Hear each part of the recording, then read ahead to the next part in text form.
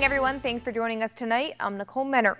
The number 7 Mississippi State women were looking to keep their win streak and undefeated SEC record alive as they took on the Florida Gators. And not much of a game tonight as the Dogs once again reached their SEC best points scored per game, putting up 90 over Florida, who scored just 42.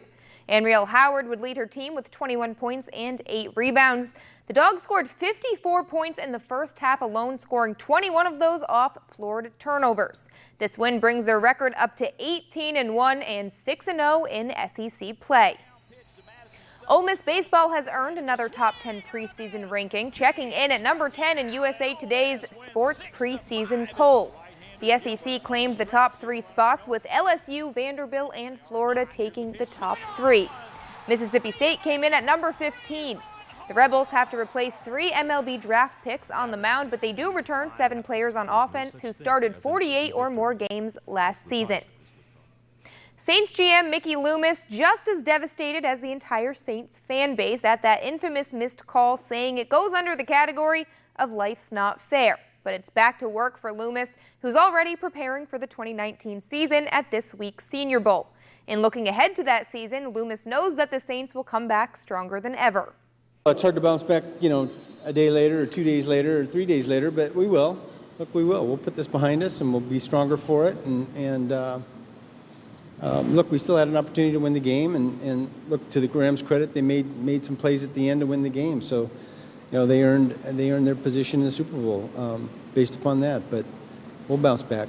I believe in the character of our locker room and our staff, and we'll bounce back from that.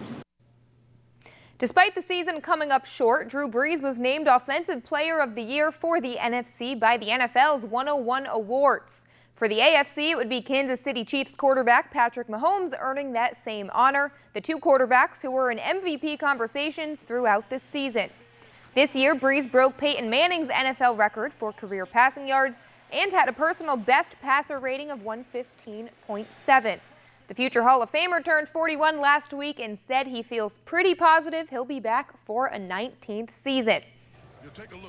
Well, something that doesn't directly impact the Pelicans or the West, but it certainly impacts the Eastern Conference. Pacers guard Victor Oladipo will miss the remainder of the season with a ruptured quad tendon in his right knee. With the Raptors in town Wednesday night, Oladipo fell to the floor during the first half and stuck on his leg on the way down. He would be stretchered off with tears in his eyes, waving to the Indy crowd. The Pelicans play the Pacers twice in the next month, February 4th on their home court and February 22nd in Indiana. And Houston Rockets superstar James Harden putting up some big numbers lately. Last night, Harden and the Rockets rolled into Madison Square Garden to take on the Knicks, and Harden putting up huge numbers in the Big Apple. 36 points by halftime, and he wasn't even close to done.